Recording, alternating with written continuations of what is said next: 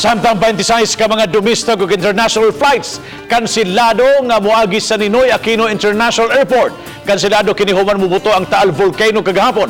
Samtang layo ra ang posibilidad nga ipadpad dinhi sa Sugbo ang abo sa gibugwak sa mibutong bulkan. Si Nico Serino sa report. Sa mga kansiladong flights kagahapong adlaw, usa niini international flight.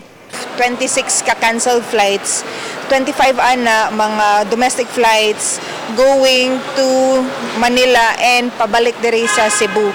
Gipahibaw ni Abigail Ratcliffe, Corporate Communications Junior Manager sa GMCAC, sugod alas 12 kaganihang udto, duna nay mobiyahe sa kauluhan apan limitado ra kaayo. Para lang yun ma-accommodate kay daghan man gyud mga flights nga na-cancelled all nationwide, so tanang airports. So mao siya 12 flights per hour starting at 12 noon today.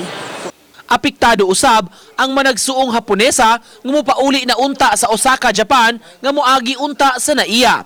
Namasin sila sa ubang mga langyaw nga natanggong karon sa Mactan Cebu International Airport human kansilaha ang biyahe padung sa kauluhan.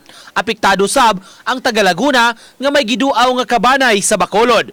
Si Nerape Sampalucia mubalik na unta og trabaho ugmang adlaw. So yung 10:45 namin kagabi na flight, just cancel po siya. Then pinarebook namin ng 6:15 mamayang hapon. Gihatod unta si Ray Punay sa iyang asawa ug mga anak alang sa biyahe padung sa kauluhan. Adto unta siya manukad sa kauluhan aron mosakay sa barko nga usa ka international ship. Kasi man oh. Sa ato pa atong dito man lokalita sa Kay moagi pa mami sa among opisina. Subay sa kansilado nga mga biyahe sa kauluhan, gidasukan na sa mga stranded nga pasahero ang mga buhatan sa mga airline companies. Hinuon, padayon ang biyahe paingon sa ubang airports sa nasod, gawas lang sa kauluhan. Samtang gipahibaw ni Engineer Jomar Iclarino, weather specialist sa Pag-asa Visayas, nga base sa ilang pagmonitor, layo ra ang posibilidad nga ipadpad ang abog sa aso sa bulkan dinhi sa Sugbo. So ang volcanic activity nato is diri naka-affect sa Batangas, Cavite ug Laguna. So if titingnan natin yung hangin, so layo man siya sa diri sa Cebu, so dili makaabot ang ash ng gikan sa Taal. Uba ni June Solon, Nico Sereno, Balitang Bisdak.